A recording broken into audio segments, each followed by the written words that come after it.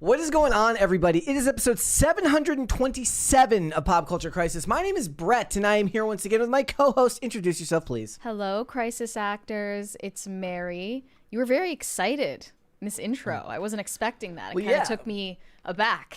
Turn it on right before you go live. Really, turn it on. So right before live, I'm like, anyways, this is what we're going to talk about today. It was a bit of a lackluster morning. That's fine, though. Just we're excited for the show. Yes, we are. We are always excited for the show, guys.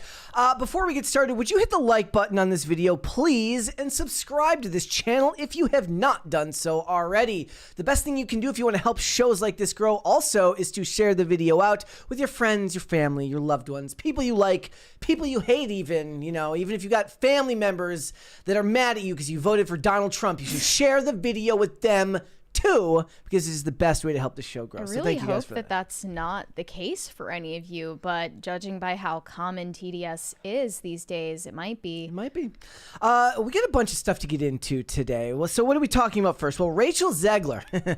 We always love it when Rachel Zegler comes up in the news. She's flapping her jaw. Is that again. what she's doing? That's her favorite activity. Is just not shutting up when she needs to. We're going to talk about Rachel Zegler because she put out a very, very long thing of Instagram story posts where she talks about the evils of Trump supporters and the awful country that this, America is going to be for the next 4 years. Can't wait. So the only we're going to get into that. pile of garbage is his supporters. Exactly. So we're going to get into that. We're going to talk about it. We're also going to talk about, Mary wants to talk about Benny Blanco. She feels very strongly about this. Well, we already talked about what a joke People's Sexiest Man Alive cover is these days. They just announced that it's John Krasinski this year, which I have no problem with that. But another feature in Sexiest Man Alive was Benny Blanco. And if you're not familiar with this man, don't worry, I wasn't either until he started dating Selena Gomez. He is repulsive. So, and it's not just his looks. I mean, he definitely looks repulsive, but his personality is also repulsive. So we'll get into that. I can be judgmental of the personality. When it comes to looks, I take the glass houses approach for these types of things. So I'm going to stay out of that part of it, but we're going to talk about it. We're also going to talk about the evil, seedy world of OnlyFans chatters. You'll want to stay tuned for that. It's going to be very interesting. We got a 20 there. Oh, Jose Quintana said, happy whatever today is. Will the Ghost Empress and Optical Overlord take the lead in the Justice for Peanut and Fred movement? By the way, Empress, when do you want me to start the coup of Timcast? Oops, is this live? Yeah. LL PCC. Long live PCC. Long live PCC. We're not going to be starting a coup. How do you feel about Peanut and Fred? You're learning more of the details as time goes on. Well, yeah, I just saw today that they were sentenced to death even before the cops invaded the home. Right. It was a planned, a premeditated attack. I mean, down at the state. That's what I say. The guy owned the squirrel for 7 years. And they found out they got the test results back. Surprise! Yeah. No rabies. He didn't get rabies for 7 years. Just what a coincidence, right? The state is evil. That I do agree. He also had like a gay OnlyFans that he was using to fund his animal sanctuary, which is the most libertarian thing I've ever heard in my life. I mean, if there was also a weed farm on the property. Yeah. That's like the 2024 version of that meme. I don't know if that's true. Is that true? Is that confirmed? That's what I heard. Okay, I don't know. We're all about fake news here. Yes, we are. Well, so we got a bunch of stuff to get into. You ready to go? Yeah, let's go. Let's go. Let's just get started then. All right, guys. First things first, let's talk about Agatha. So everybody knows that The Penguin just, finished its season. Everyone loved it. It got high ratings across the board, both from critics, unless you're IGN, and fans alike. People are still making memes about what happened to certain characters, which I will not give away to you. But the counterpart to this is Agatha All Along, which was touted by Disney as a success early on, mainly because the show was so darn cheap to make, but now it looks like the ratings once episode 5 hit just continued to plummet. How many episodes are left in this season? I think it's done, and it finished at 8, I think. So it's already done. 8 episodes in the season. It's a limited series. They're not going to continue it anyway. I could be off about that. I'm well, through the show, but I don't remember. They're even below Rings of Power season 2. Which is getting, here's the thing, guys. Sad. If you want to remember, like last year or 2 years ago when we were talking about Rings of Power, everyone can complain all they want, but if you're Amazon, you'd rather have the bad attention rather than just no attention at all. Like, nobody's even talking about it. Actually, you're right. Yeah. Like, nobody's they even didn't talking rage about bait it. enough with season 2. No. Now Rings of Power is just, super irrelevant, but somehow Agatha all along is more irrelevant. And Love is Blind is at the top of the Nielsen charts where it belongs. They always are, right? The reality TV This is what people want. That and the Lyle and Eric Menendez story from Ryan Murphy and Outer Banks. Of course. Tulsa King's up there too. Yep. So what I find most interesting about this is like the first 3 episodes made the Nielsen charts, and then after that they didn't. If you have Disney Plus, it like automatically has Nielsen turned on so that you get updates on it. But look, I enjoyed the show. Granted, it's not exactly something I'm in the demographic for, but the fact that it was so cheap to make and didn't seem to be trying to be something that it wasn't, kind of, it made inroads to me. And I find Agatha Harkness, I find the character to be kind of a lot of fun, as over the top as Catherine Hahn plays her. But we have another 20 from Jose Quintana. For context, Benny Blanco is a character from the 1993 movie Carlito's Way. It starred Al Pacino, and John Leguizamo played Benny Blanco from the Bronx, a great movie from the early 90s. Yeah, I still haven't. Okay. That's one of those ones that I still haven't seen. But Benny Blanco just got his name from that. He just stole He didn't it. even come up with it himself. Look, it disappeared after episode 4. It was replaced like at the bottom of the Nielsen charts by like episodes of Unsolved Mysteries, which were sitting at like 352 million minutes watched. Right? For context, in that setting, She-Hulk was in the 400s. Well, so it couldn't even beat She-Hulk. If it's below some of these other shows in minutes watched, it is relevant to bring up that these episodes of Agatha are short, which is part of the reason why you stuck with it as long as you did. Yeah, when I turn it on and it says that it's like 32 minutes and 8 minutes of that are credits, I'm like, let's go. And it's been my pet theory for a long time that TV episodes are getting painfully long because they want to inflate minutes watched numbers. So they just want to do that so that they can show up on streaming charts. What's funny about that is when you think of shorter TV shows, you don't think of dramas. You think of sitcoms, right? You think of 30-minute sitcom episodes. Well, everything you're rewatching from back when TV was good. No. So those are all 42 minutes. Those are hour-long shows, but they would have been with commercials an hour, but so they're 42 minutes, right? Yeah. But 30-minute shows, which turn out to be about 22 minutes with ads, I'm ready for them to start making 22-minute dramas, like rather than doing an hour. You know what? They're gonna bring back Quibi. Yeah. Quibi vertical videos. I'm down for it. Vertical drama series. Okay, I don't know about that. I don't want to watch vertical drama series, but that's what it was. They were ahead of their time. But truly. this is the reason why I've liked Tulsa King as much as I had. Is the episodes all sat at about the 42-minute mark, right? They weren't overstaying their welcome, so you got through the season a lot faster, especially if you weren't watching week to week to week. So I'm ready for them to start doing that. Like, stop worrying about minutes watched. Make the episode shorter. I don't even want hour anymore. I don't even want 40 minutes anymore. 28 minutes. That's what your show can be. Is this just your attention span? Yes, being it is. The problem? No, it actually is. I'm sure that She-Hulk, even She-Hulk being more successful than Agatha as a spinoff, that shows what you were saying. It's easier to get people to hate watch than not watch at all. If you look at what they have with the Agatha ratings up through episode 5, they were sitting at about 426 as a peak for episodes 1 and 2, and then it drops to about 365 for episode 3. They don't know 4. 5 was 310. Do you still stan? I still stan. I'm fine with it. It was what it was. It didn't need to be anything more than that. And they're not touting it as some great major success. They just said it was cheap to make, therefore it was financially feasible. Well, one thing that was a major success was Deadpool and Wolverine this year. For Disney and Marvel in general, yes.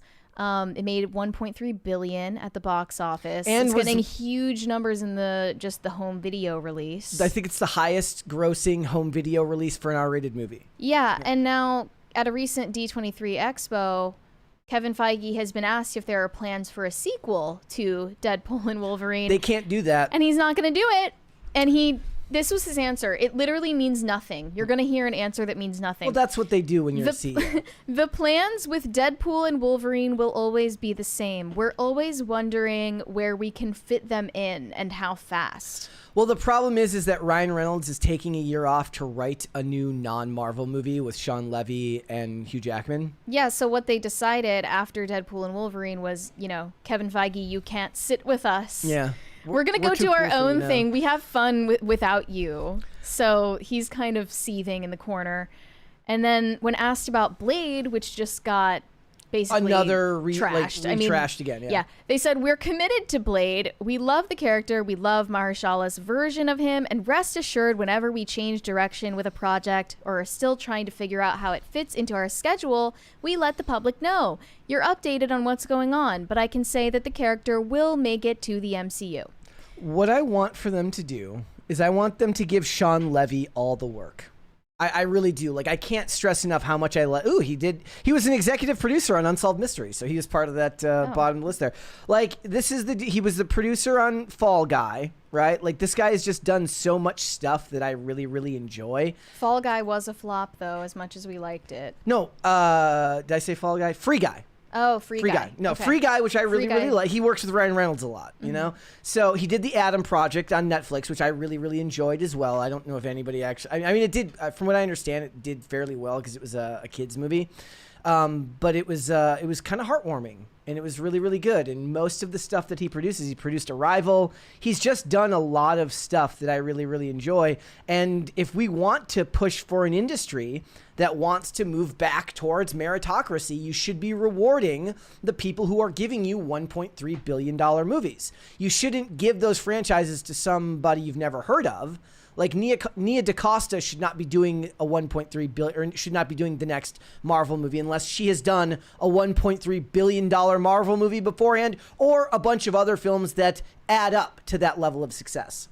Even if she had a $1.3 billion Marvel movie under her belt already, that wouldn't mean anything because she had so little creative control over the Marvels. And it's different. It wouldn't have even gone to her credit. And it doesn't even matter because Ryan Reynolds is different than anybody, a lot of those other people, because he'll have more creative control over his character and his work because of his strength as a producer and just the clout that he has within the industry. Same with Hugh Jackman. Right. I think it's funny because they're looking for a new CEO to replace Bob Iger right now. And if we're being honest, 2024 hasn't been the worst year for Disney. I'm just going to say, if Disney is looking for a new CEO, Elon Musk has the opportunity to do the funniest thing ever. Think he could find a way to afford it? Elon, if you're watching this, please take over as CEO of Disney. And he comes in with a sink. Please, let it sink in. But okay, so they had major box office successes with Deadpool and Wolverine. They had Inside Out 2. It looks like Moana is going to open strong and do better than people anticipated that it was going to do. I don't know if there's projections yet for Mufasa, but I was looking through the trailer and the material. I don't know about that. See, I don't know about that. So some of the animation is a little bit more emotive in the stuff that I saw than the original. But holiday releases being what they are, it's been a better year for Disney this year than 2023 or 2022. Okay, yes. So the question is who do they get? I know that they're looking at, they want to possibly get the guy who runs EA Games to replace Bob Iger, but it's going to be a hell of a search. And I don't know if they're going to promote internally or if they're going to do it differently, but they've got a good track record going this year. I don't know if next year will be the same because they said that they wanted to limit the amount of content that they put out every year. But since they already had a bunch of projects down the, in the pipeline, they're going to have 3 movies next year, not 2, because they've got Thunderbolts, they've got Captain America: Brave New World, which is an absolute. I'm literally it's going to be just me at the theater. No one's going to like it but me because I'm just going to be like, there, Giancarlo Esposito's awesome. I like this stuff. I get it. But they've got that, and I believe, somebody can correct me if I'm wrong, that Fantastic Four comes out next year as well. I don't are you think just talking about Marvel or Disney in general? I mean, I'm just saying in general. I mean, that's their powerhouse right now. It's not like they're looking to Star Wars to bolster their Snow rep. White is coming out. Yeah. In the spring. Well, and that's going to be hilarious too. Yeah. Do they have any other like that crashes like and what burns. are their other non-Marvel, non-Star Wars stuff coming out? Is there anything else besides Snow White? I'm sure there's Pixar stuff too. Yeah. I just don't know. Oh, I think I saw they were going to announce Cars 4 at D23. I'm not sure if that's been announced yet though. Okay. There's a 20 there from Philip Reed. Oh, sorry, I didn't see that one. I only saw the title, and all I thought was, "Who cares?" What title? The Our title of our episode? episode? I mean, that's every day, man. Well, I appreciate you being here, even though you don't care. The big thing is every day we talk about stuff and people go, "Why do you care so much?" I don't know, man. My job it's my to care. job to It's my care. job to care. All right, let's move on then. We got a bunch of other stuff to get into. Elon Musk. Yes, one of the SNL cast members just called out Elon Musk for making her cry 3 years ago. This is a 36-year-old grown-ass woman who took the opportunity to call out Elon Musk on TikTok because he was a big meanie head to her. This is the problem of women in the workforce, Mary.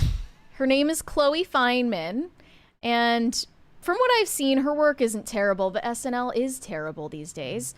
So this says, Chloe Feynman has put Elon Musk on blast, saying he made her burst into tears back when he hosted the show in May 2021. And now, in November 2024, this is the moment for her to bring it back up and call him out. Gentlemen, she what was you should- holding on to that for that long. Guys, this is what. Remember the other day I kind of made like a half sarcastic joke. I said you should never cry in front of your girlfriend or your wife. Just don't do it. Unless a family member dies, right? Don't do it. Which I was half kidding. Do what you will. But this is why you don't give in, because they don't let go of shit. They're going to hold on to everything. Every mistake you've ever made, they file that shit away in the memory bank to use on you at the worst possible moment. So, She's acting like Elon Musk is her ex-boyfriend. Yep. Well, what does Phil always say? And she's like, and I just think it's funny how, or like, well, remember that one time when you, like, she's just bringing up some minuscule interaction that they had that he doesn't remember at all. 3 years later, and she's acting like this should be embarrassing for Elon and not her. Yeah. I think we have several other 20s. Is this one Brian Bledsoe? Yes. Jose Quintana. Or is it before that? Oh, Jose Quintana said, Brett, some of us believe that Mary should be placed back on the right side of the split screen. We request a live poll, a referendum for the subscribers to voice our opinion. Mary to the right, Mary to the right. Unfortunately, this is not a democracy. Was I on the right before? I just never even paid attention. I don't believe so because I didn't change anything on the screen there. So, yeah. Okay. Sorry, guys. This is not a democracy. Brian Bledsoe said some of my family follows my overtly political social media. At a recent family gathering, one of my cousins quietly asked how I felt about the election, and I said, I feel great. He said, agreed, we're the 20%. There you go. Well, that's nice that you found some camaraderie there. Look, I wonder if this is like, do the older men in Hollywood like dream of the days of yore when they could just go to work, be mean to each other, and then like file that shit away till the next day and then come back to work? But it's not even like that anymore with the men anymore. The men are just as feminine as the guys in Hollywood. They take offense to everything and they hold on to it, and then they write their memoir that sells less than the females' memoirs 20 years later about all the producers that were mean to them. Well, usually when you hear stories getting dredged up like this, it's a woman who is bringing it up. Because everyone and knows usually it's because a man is at fault. Guys will not care. Like, nobody's going to care if a guy's been mean, somebody's been mean to a guy. Like, be a man. Yeah. Thank you. But also, did you die, though? Chloe Feynman is 36 years old. I'm going to tell her, be a woman. Don't be a little ass girl. Grow up. Grow up.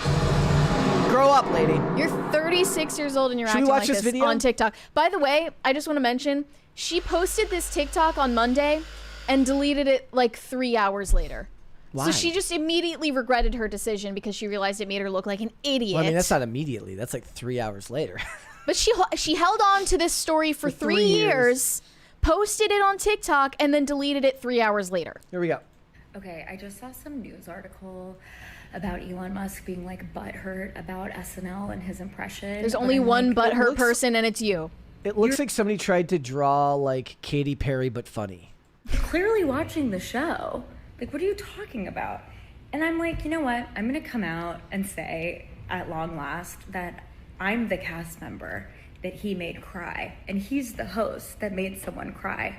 Maybe there's others, but I saw some articles and stuff, and I was like, I'm not going to say anything. But I'm like, no, if you're going to, like, go on your platform and be rude, like, guess what?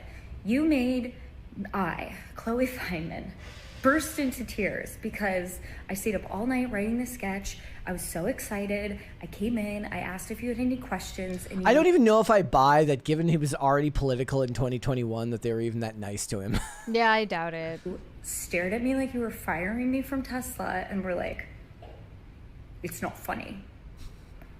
I waited for you to be like, haha, JK. No. And you started pawing through my script, like flipping each page, being like, I didn't laugh once, not one time.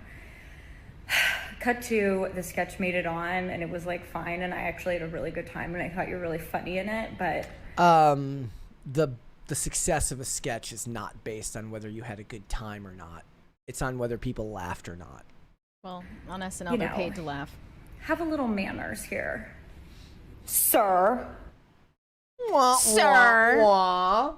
Have some manners and pretend to laugh at my stupid jokes. Yeah.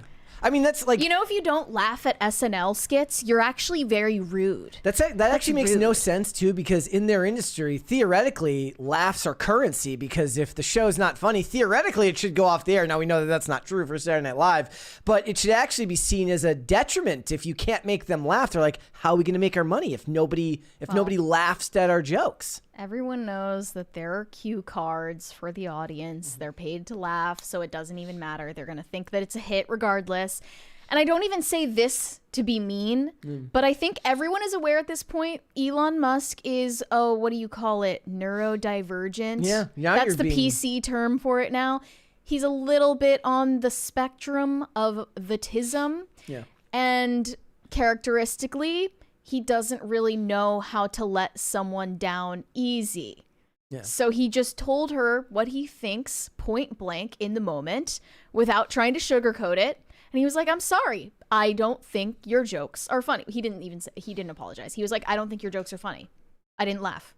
And if you're a comedian, take the constructive criticism. He's not the comedian, you are. It's the same way that writers are nowadays, where they can't take criticism of their work, even though it's been a long-held belief that if you want to work in the publishing industry, you have to have thick skin. Mm-hmm. And nowadays, they just wilt at any criticism of their work ever. Well, comedians are low-key, like, narcissists who need validation from people, but usually they use that to fuel, becoming better at their craft. I remember that's what Andrew Schultz made that comment once, where he talked about, he's like, I want attention, so I make some jokes, you give me attention. Yes. Yeah. But it trains you to make better jokes over time, so you get that validation over and over again. It's that. Yeah, but the thing is that's kind of the difference between somebody who's salary and somebody who's paid on commission.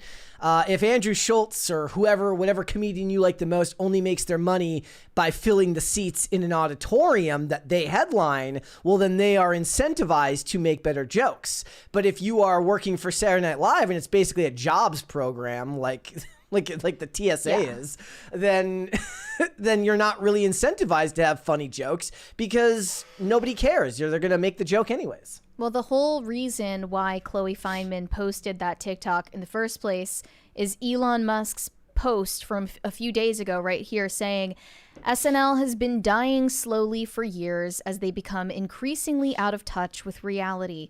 Their last-ditch effort to cheat the equal airtime requirements and prop up Kamala before the election only helped sink her campaign further. Yeah. Let that sink in.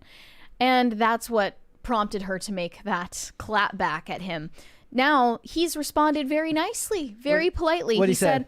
Frankly, it was only on the Thursday before that Saturday any of the sketches generated laughs, and I was worried. I was like, damn, my SNL appearance is going to be so effing unfunny that it will make a crackhead sober. But then it worked out in the end. And it worked out because he told her what he really thought of her jokes, that they weren't funny, and they fixed it. Actually talented artists will take the... It's kind of the same critique that people have a lot with comic book writers these days, which is like, who's editing these people? It's like they just turn in the first draft and there isn't anybody there to say, this doesn't make any sense, this doesn't work. Like, you need a harsh editor who's willing to tell you when something isn't going to work if you want to up your game, if you want your work to be better. Well, you know, the problem with SNL now, beyond any of the political messaging or biases that they have, is that they're kind of using this show, which is still on cable television. Network television. Or sorry, network television. They're using it to clip, basically to farm clips that get posted and go viral on the internet. And that's what they which do is a with... totally different audience. Yeah, it's And kind of it's like what like- all of the John Olivers and all of the Jon Stewarts, that's what those shows are now. Nobody cares about the live viewership. All they care about is clipping it for segments, which, like you said, it's a completely different audience that watches clips than as opposed to those who watch live shows. Yeah. Kind of the same difference as like releasing music, like singles versus releasing an album. But So I'm sitting there watching an SNL skit on Twitter, and it's Bo and Yang making jokes about Chappell Roan, Mood Dang, and like Troye Sivan's Rush music video. And I'm getting all the references because I'm a chronically online Zoomer. but none of the boomers watching have any clue what they're talking about. None of the millennials, Gen Xers, or boomers who are watching any of this understand what's going on. Yeah.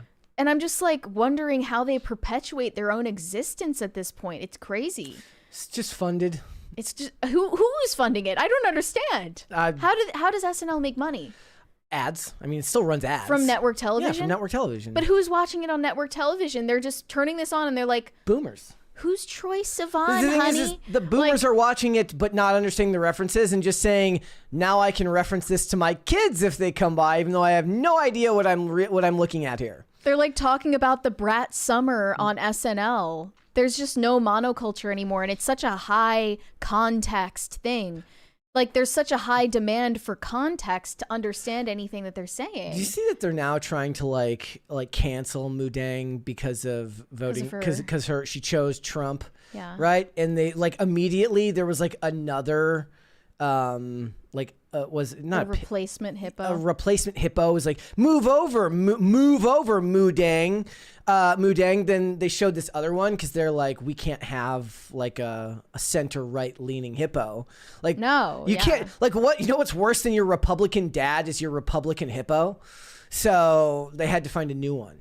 Right. It's very sad. See, and again, canceled. And again, me and you will get that reference. Grandpa Joe isn't gonna get that reference. No. Doesn't make any sense. All right, let's move on. So there is more to talk about with Diddy. The story just gets worse every day. Yeah, we haven't updated on Diddy in a while because the volume of lawsuits that are coming against him is overwhelming.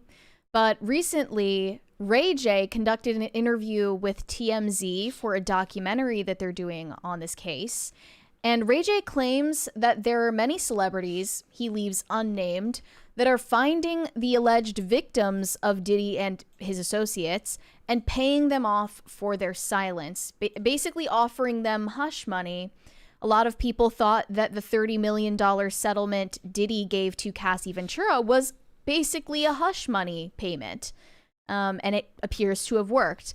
But this documentary that they're doing is on Tubi, which just feels unserious. No way. I'm pro Tubi all the way. It's called The Downfall of Diddy Inside the Freak-Offs. And look at the logo for it. Scroll down to this is so unserious. And I'm having a hard time. Tubi's like the logo's in yellow. I don't care what the ad looks like. The Diddy stuff has been turned into such a meme. I'm having a hard time distinguishing real from fake. I will say that nowadays, right leading up till the election, everybody, like, it doesn't matter how far left the actor was who's been that way their entire life. Every time they'd be like, I'm supporting Kamala Harris, like, they're on the Diddy tapes. I'm like, I don't think Bette Midler's on the Diddy tapes, personally. Bro, I saw Walter White on the Diddy tapes. Yeah.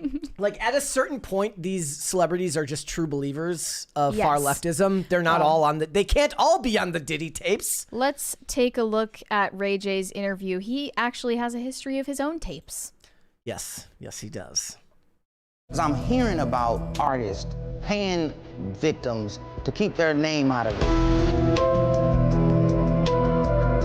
So Do you know deep and people mysterious. who have had demands put upon them where they have paid off to keep this quiet? Here's what I do know. People do catch and kills all day. And a catch and kill, I don't know if, of course you know, but for the regular world, somebody has the truth, somebody pays you to keep it quiet, and hopefully that money that you got paid secures your happiness while you watch the lie continue to succeed. Well, I want to just make sure I understand you. What you're saying is what? That you know people who have been approached by women, men, whatever, who have said, give me money and I won't talk? Here's the other way around that, Harvey. I'll give you money, please don't talk. You are a well-connected guy. Do you know that what you've just described, is that going on now? Yes. They want to talk to me. They want to talk to me about what happened to them. They call me. Why they feel like you? they can trust me. Wait a minute. Calling you for what? Calling you for what? Because they want to tell me about certain things that happened with them and Diddy. Ray, I want to make sure I understand this. Are these high-profile people calling you because they've had some affiliation with Diddy that they don't want to come out and they think you might be the vessel for it coming out? Is that what you're saying? Yes, that's exactly what I'm saying. And I don't even know why I just said it, but I said it, so what? Now they gotta be mad. Come get me. Okay. Yeah, I don't know. Do you think Ray J is a reliable narrator? I mean, if the idea here is that no, he's not, and he's just doing this to get his name in the news, I can think of 10,000 ways I would rather get my name in the news than attach myself to all of this. I mean, he's super rich off of Raycon, so Yeah. he doesn't need anybody else. But We're gonna get that email today, finally. right, we're finally Ray- gonna get we're the gonna Raycon get that- we're gonna get that sponsorship. Raycon Please, sponsorship. Ray J. Yeah. But I know he loves dropping bombshells. He did reveal just a couple of years ago that, I don't know if this is true, it's just his side of the story, that he planned the release of the Kim Kardashian Superstar tape with her mother, Kris Jenner, in order to boost her career to where it is today. If that doesn't tell you everything you need to know about the Yeah. morals of Hollywood, then nothing And will. the official story behind Kim Kardashian's sex tape that whole time beforehand was that it was released without her permission, which kind of made Ray J look like the villain. And he allowed people to think that about him for decades before telling them, actually, Kris Jenner is a psychopath. We talk about this all the time. Like, to be famous, like to get famous now, you kind of have to be willing to let yourself become a villain, or at the very least be misunderstood and misrepresented on a very, very large scale to reach a certain level of fame now, even for the average everyday internet celebrity. Because you're going to be framed in a certain way by whoever is covering you. And that's just a piece you're going to have to make with yourself.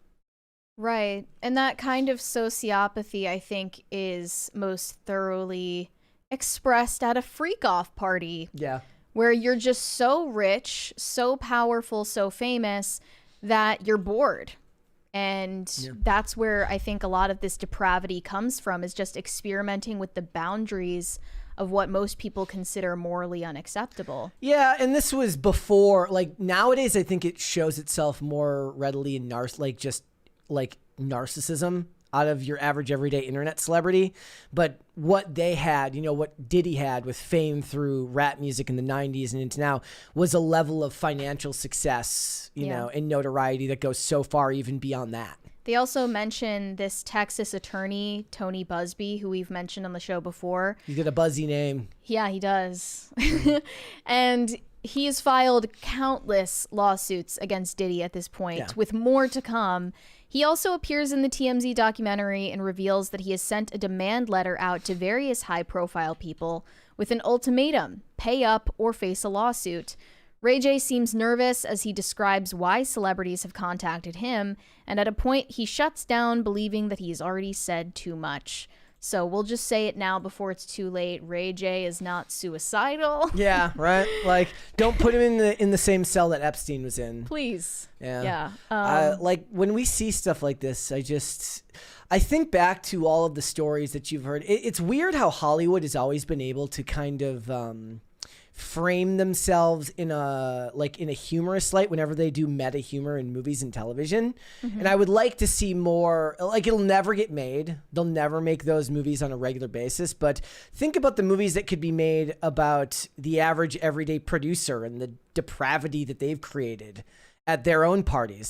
They might not have catchy names like white parties, but there have been, think about the things Bryan Singer has been accused of, and accused of, allegedly, and know that what Diddy is accused of, as bad as it is, really is par for the course once you reach that level of fame in Hollywood. Right. You also found out they interviewed a Diddy party guest. Yeah. And who knows if she's actually who she says she is, but this party guest spoke about minors being present at the freak-off parties with all of these celebrities. So let's take a look at that interview. Here we go. We got Before we do that, we have 20? a 20 for That Stanzatastic. This is a PSYOP. Actually, James O'Keefe is using this documentary to drop something bigger, or maybe that is also a PSYOP, but people care about the Diddy tapes. Also, why is Mary on the left? She has always been on the right side. I didn't even know that I was always on the right side until people pointed it out. I had no idea. Well, from what I've been told, guys, that your left side is usually seen as your better side anyways, so I'm actually doing Mary a favor by putting her on the left. Well, wouldn't we change it in OBS? Yes, I was kidding. Oh, okay. Never mind. Not a democracy, guys. Don't mind like, me. and here's the thing. Like, if just one person had said it, I might have been like, oh, okay, I'll move it. Now it's a thing. Now I'm just not going to do it out of pure spite. So, Right. yeah. You're feeling spiteful today. All right, let's watch this clip. My name is Tania Wallace. I am a singer-songwriter, and I was at I believe to be one of P. Diddy's freak-offs. 2018. Okay, I do have a critique. Whoever's doing the music in these bits, it's way too high and it's way too distracting. I also have another critique. Don't do interviews like this in a bra. Yeah. I look to the right. You focus on what you focus on. I focus on what I focus on. I'm looking like, are those midgets? Because people were it's people over them. Like, it's people trying to hide what they're doing. They're all huddled up. So I'm like, what is that? But no, they weren't. They were little people. And, I don't want to say too much. They were little people. So use your common sense. Dressed up like little Harajuku Barbie. Wait, so were they little people or were they kids? She means little people, like people with dwarfism, who were dressed up like dolls. Okay. Red lipstick, looking like real sexy, revealing like cute. So I'm like, what the hell? What were the little people doing? Getting covered up, trying to cover up what they were doing. Just, I don't know, like being admired, being hid, something. But it's like, what are they doing here? Because this is a grown party. Are you talking about adults who are little people, or are you talking about minors? Am I gonna get in trouble? I don't want to say I witnessed any of that crazy stuff, but we all... She wouldn't know, right? It's not like she was checking IDs at the door.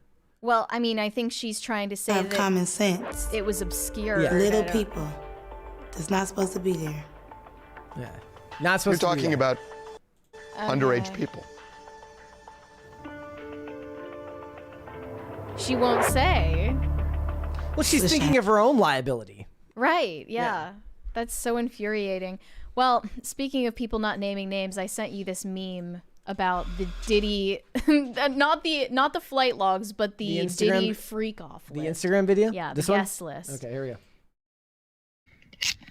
That they refused to tell us who was on the Diddy party guest list. I'm gonna oil up one of my bros. And don't think I won't do it. I know where they keep it. It's at CVS. They have it in big, big bottles. I'll oil up one of my bros. I'll put it on the staircase. No one leaves. All you have to do is write down all the names of the guests from the Diddy party. People think Diddy's just, oh, he's a good musician. Oh, no, he's a rapper. No. Oh, and it starts tonight. For every night that I don't know who was on the guest list, one of my bros gets oiled up. He might even get back shots. I'm a man of my word. You know that Heath Ledger directed that scene in The Dark Knight? The one where he's filming the Batman copycat? See, this is why I can't take any of this seriously. I know. Because it's so salacious, it's so commercialized at this point, and it's just been dragging on for months and months and months. You have no idea which stories are real or fake. Also, fun fact, when Heath Ledger, when he was playing the Joker, when he would lick his lips constantly and everyone thought he was doing that as part of the character, was actually because of the way the makeup was cracking his face. And it was so believable that David Tennant copied that when he was in Barty Crouch Jr. and Harry Potter, and he would lick his lips and look really stupid. We have a couple of $20 super chats. Actually, oh, this one's from Zach. You guys misunderstood my super chat yesterday about the camera angles. It's not about the articles or looking at laptops. It's about the split screen. All the split screen angles need to be flipped because... Go to next chat. Wait, what? I'm so confused. Part 2. When you guys are talking to each other, you're looking at the edge of the screen instead of inward at each other from the viewer's perspective. Cheers, your friendly neighborhood AV guy. Well, theoretically, we should not be looking at the chat the whole time, other than when I'm setting stuff up on the screen. So, you know. I actually still don't understand. I'm sorry, but maybe we'll And then ask there's another one. Thank you, though. And then there's another one there from Lizardman. Lizardman247 said, hey, my friend has a webcomic on the Webtoon Canvas site and app called To War with Giants. It's about a war between humans and giants. A boy named Fane travels with a ragtag group as he finds his place in the war. Cool. That literally just sounds like Attack on Titan. Well, awesome. Interesting. Cool. All right. Well, you know, you're not wrong. It's very hard to take all of this seriously these days. That's why I don't feel bad about laughing at the memes. It's also true of just about every serious thing that happens now. Like, nothing stays serious for any length of time because eventually someone on Instagram is going to start making skits about it, and it's going to be... And everybody around you is going to tell you not to laugh, but they themselves will surreptitiously look to the left, they will look to the right, and then they will chuckle. Yeah, they say, how dare you? How absolutely dare you? And then but I'm going to laugh anyway. Yep. All right, let's move on. What did I see? Cringe or cute of the day? Let's start with cute. All right, let's do cute of the day first. All right, remember, guys, you can submit over there, hashtag PCC Pets, and then tag me and the show in there at Brett Dasovic and at PopCulture_show. There's one more there. Oh, crap. 20 side scrollers. Just wanted to send some love. You guys are doing great work. Keep it up. Thank you so much. Good to see you, man. All right. Cute of the day. Oh, I almost opened cringe of the day. Whoops. Here we go. All right. This one's from Ellen Thompson. This one's sad, guys. So just, yeah, it says, R.I.P. He decided to leave his 5-acre enclosure and got hit by a car. He was my handsome, blue-eyed white guy. He'll be missed. What? R.I.P. I debated not wanting to show this one. This one's actually sent this a while ago, but I'm very sorry. We are very sorry for your loss. That's awful. Let's do one more, guys. This one's from Emily. It says, Rocket is the best boy and loves napping during our show. Well, that's good. That's good. Sorry, guys. He doesn't really get the hype. Well, this is like one of those vacation pictures where the girl is like, take me back. Yeah. Or caption. She doesn't want to post her boyfriend, so she has his hands. Yeah. Thank you. They're eating the cats. Eat the cat. Eat the cat. They're eating the dogs. They're eating the cats. Eat the cat. Eat the cat. They're eating the dogs. They're eating the cats. Eat the cat. It's funny how this always happens during the cute of the day. Yeah. Yeah. All right. Let's go ahead and let's look at cringe of the day as well here. I want to give everybody a heads up on what this one is. Yeah. Well, I don't know when this happened, but it's one of the funniest moments I've ever seen between a celebrity and a fan. Yep. Like the most awkward celebrity fan interaction I have maybe ever seen in my life. Let's take a look. I feel bad for this girl. Of course you could be my friend, sweetie. Thank you. I won a contest. I won the MTV Ultimate Rockstar Dream Vacation Why do you make me watch these? contest, and I get to interview bands here.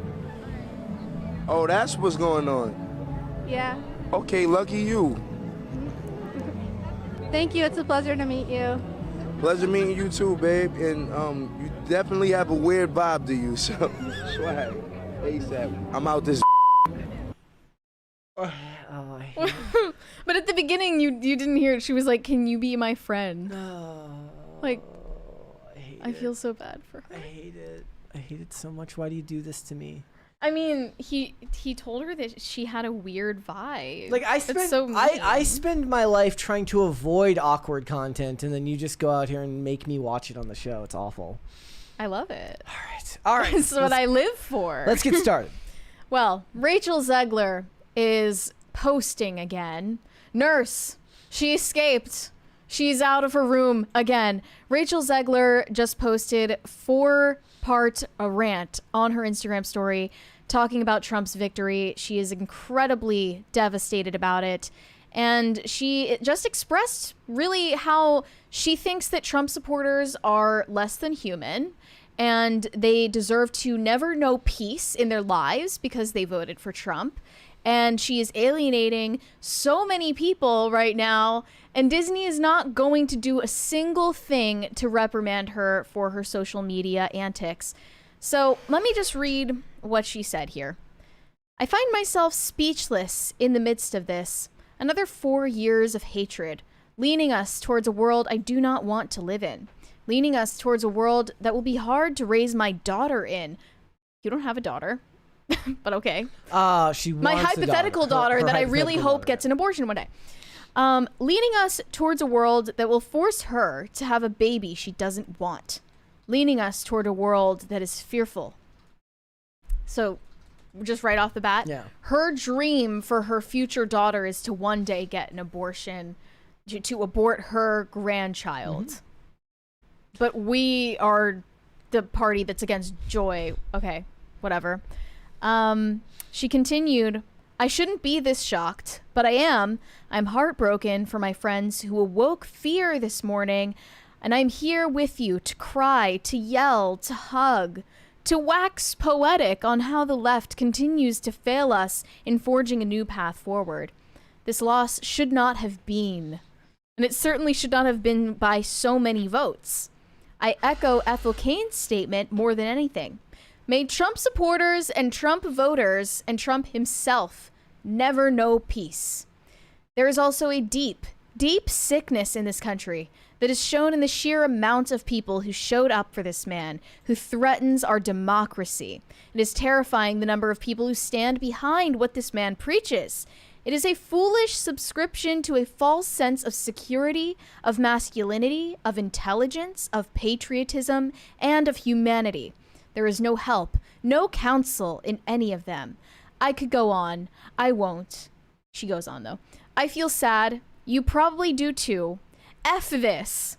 Get off Elon's app, by the way. The F are you doing? They're eating you up on Twitter. I don't use that app for a reason.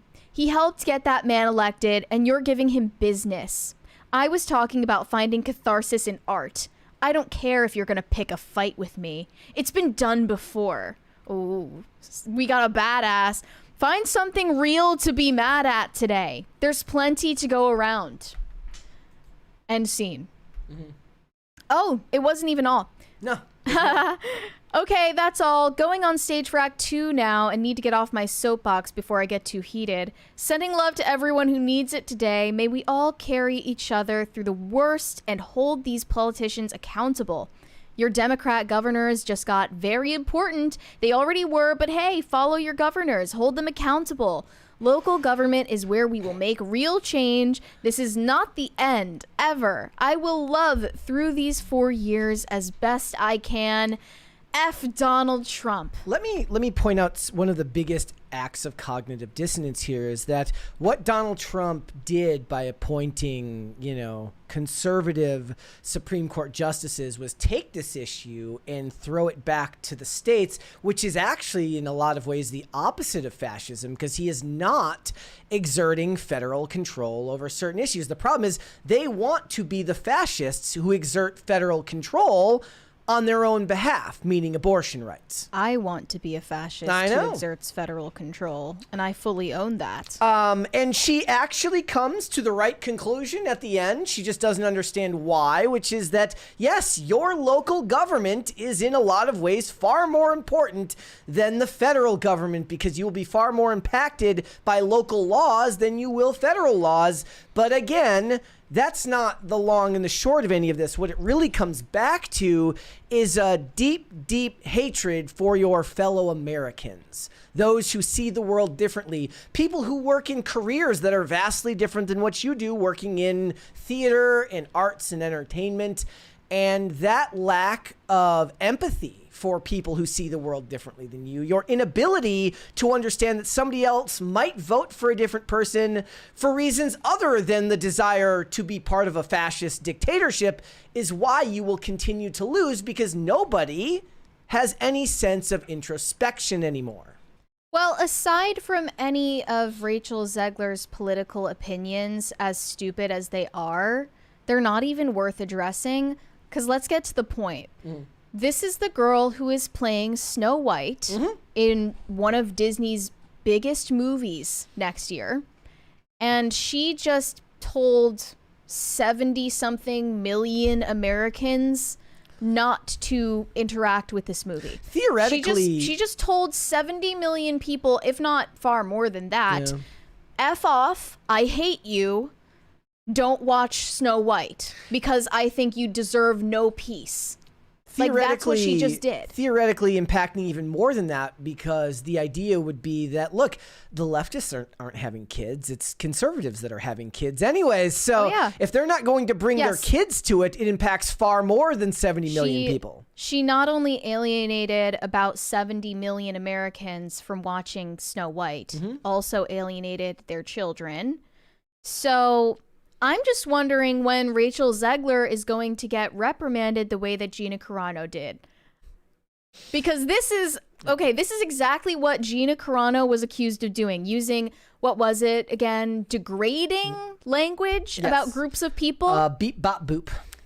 This is degrading language about a group of people, a huge group of people. Like, they don't think of them as people, though. That's the problem. They've othered Trump supporters so badly that they don't think of them as human beings. They're just making it so much easier for Gina Carano to win this lawsuit by the day. It's crazy. This is also, it's a sign of just how dramatic the internet has made everyone. It's like I said, the day after the election, I went to work. There were women outside jogging and walking their dogs, and the world had not ended. That's all on top of the fact that they're just not actually doing any actual research, not understanding that Project 2025 isn't a real thing. And as that, much as I wish it were. And that he is not going to take away your abortion rights on the federal level. He's as not much going as to I do wish he would. As much as she wishes that they would. What did she say here? She said, I am heartbroken for my friends who awoke fear this morning. That is thanks to your fear-mongering media, which works every day to keep you terrified so that you can keep reading their garbage, listening to their garbage, because nothing sells more than fear and divisiveness. The only thing I want to hear out of Rachel Zegler's mouth is a song. Yep. That's it. Yep. That's it. Deliver your lines, sing the songs, and beyond that, shut up. Megyn Kelly said it best. She went nuclear on these celebrities the other day. And, from J-Lo, we don't want to hear your Kamala endorsement. We want to hear about how your skin looks so glowy, what you did with your butt. And when is Jenny from the Block 2 coming out? But when is Bennifer 3.0 happening? Yeah. That's what we want to hear from J-Lo. Same thing for Rachel Zegler. We just want to hear you sing. We don't care what you think about Donald Trump. It's a fine line. It's a fine line because at the same time, I'm always like, I'm never going to tell them not to. I'm going to tell them to expect the consequences when they do. I'm not going to tell, like, what does it say? Like, never interrupt your enemy when they're making a mistake. I don't know if I would consider these people my enemy, but I do know that if I do believe in the right, the tenets of free speech, I say, do all of this crap that you want, but don't expect to do so without repercussions for your actions, in which case you have to rely on Disney to be the ones to rein these people in and tell them, look, I get it. You're a little nuts. Could you reel it in until the movie comes out? It doesn't particularly matter whether you consider someone like Rachel Zegler to be your enemy, because she still considers you her enemy. Well, that's why I think of her as a non-issue other than something to talk about at work. Yeah, well, that's what we're doing now. Yeah. Let's read some super chats, though. We need a break from all of this nonsense. Shane H. Wilder said, Happy Wednesday, Brett and Mary. I watched the Mary trailer last night. I'm intrigued. The director has also directed movies like Eagle Eye. He says he's Catholic and wants to faithfully portray Mary. Yeah, he's been married since 1991. He's got 4 kids. He directed 5 kids. So okay. that's some real Catholic behavior Yeah, right there. It is the duality of man, because he also directed XXX Return of Xander Cage, which isn't exactly family friendly. But I digress. You can be more than one thing. That was before he had his Oh, I don't think so. That was come like to Jesus a couple of years moment, ago. maybe. So, yeah. I don't know. But yeah, he is the creator of that movie is Catholic, and that's promising. And there were only 2 things that bothered me about the Mary trailer. Do you think we should save it for tomorrow to talk about it? Let's talk about it tomorrow. I'll just leave you on a cliffhanger. There were just 2 things that bothered me about it. You should, however, go watch the movie Eagle Eye, which was very good. Taylor Swift should have run as a third party, sent us $1 without a message. Thank you. Philip Reed. Oh no, I already read that one. Shane H. Wilder. I recommend The Anonymous on Peacock. It's a reality show that would probably be up Mary's alley. I watched it last week. It was interesting. Well, Mary does love herself a good reality show. Let me look this up. Sadly, I cannot, because I have worked to do better fiscally. So I got rid of Peacock. I got rid of Peacock, and yeah. Okay, it's a reality competition series that combines Big Brother and The Circle. 12 participants live and work together in the real world while maintaining anonymous identities online. I feel like people have recommended this in the super chats before, and I remember when the trailer came out, it was intriguing. So Okay. I don't know. Maybe I'll find it someday. Okay. So 2 more. All right. Philip Reed said I meant the thumbnail. Oh, our thumbnail today. You didn't care for it. Okay. I mean, well, we liked it. As long as and you're that's what here, matters. it doesn't matter to us as long as you're here. T-Dog said Rachel Zegler is the AOC of Disney. Her AOC costume actually was so frighteningly accurate. Was it? They have the same like mouth shape. Okay. Where it's just like too wide. So what do you think? Is AOC pregnant? Oh, for sure. Why? I don't understand why she isn't saying it yet. What's that? Don't know. Everyone knows. Why don't you just say it now? She's gonna do like the gnarliest gender reveal party ever. What does that mean? I don't know. Like that. She's gonna do it on like in Congress. She's gonna do a gender reveal party. Drummer sent us $1.99 without a message. Thank you. Do one more. Sonoran Paradise Farm said, why is Maria on the wrong side of the screen? Well, there's no Maria here. There's no Maria. There's a Maria in Roswell. I didn't know that this was going to be like this big of a deal. It's I also didn't even not- realize that we switched. We did not switch. You're on the same side you always were. I did not switch anything. Wait, really? When I moved the monitors. So and I was everything- always on the left Yes. like this. Yes. So we're getting gaslit right now, Yes, is what you're telling we are. me. Yep. Okay, because you could have easily fooled me. I didn't know. Let's hold off on the rest All and right. let's come back after the fact. Yeah, we've already talked about how People's Sexiest Man Alive cover has become a complete joke over the years, given that they gave it to John Legend one year. This year, it was just revealed that John Krasinski won, and I don't have any problem with that. That's fine. But it should have been Glenn Powell. right? That shows I thought we all knew that. It shows your objectivity because you're like I wouldn't have picked him, but yeah. No, I genuinely think personally that John Krasinski is more attractive than Glenn Powell. Okay. But it should have been Glenn Powell, and everyone knew that, and everyone was predicting that he deserved You're it. saying based on relevance because he did a lot of work this year. Based on relevance, but also based on how many women are actually thirsting after him, right? John Krasinski, I did not see anything from him this year other than that movie If, that was about imaginary friends or whatever. My theory is that John Krasinski actually paid a large sum of millions of dollars to get this cover. That's what this is now, a bidding war. Is that true? Is that something you've confirmed, that they pay money for this? I don't know if I believe that. According to a blind item. Look, they did Patrick Dempsey one year when Patrick Dempsey wasn't relevant at all. This A-list actor who is starting to fall from stardom was willing to pay millions of dollars to be chosen as the 2024 Sexiest Man Alive. I don't buy it. He knows that people are losing interest in him, and he thinks that spending money on the title is a good investment in gaining back momentum for his career. No. He's producing all of the Quiet Place movies. They just announced a new Jack Ryan. He finished the Jack Ryan TV series on Amazon. Now they're producing a Jack Ryan film. I don't believe for a second. Popping. He's fine. He's popping. He's fine. Okay. Yeah, I don't believe that for a second. I wouldn't doubt that it is something that has He bids, did do though. If this year, and nobody went and saw No If. one saw it. No And one went and saw If.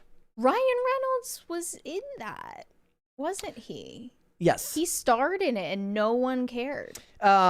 He was in Doctor Strange in the Multiverse of Madness the other year as Reed Richards. A lot of people are mad that he didn't continue to play. He's not going to continue to play Reed Richards now that we're getting a Fantastic Four movie. Yeah. Look, he's a powerful guy in Hollywood now on the producing side. He's no Ryan Reynolds, but Sure, yeah. he's kind of he falls between Chris Emily Blunt is no Blake Lively. Yeah, like he falls between he's like on the Chris Pratt scale, where they're the inoffensive and likable action heroes of today.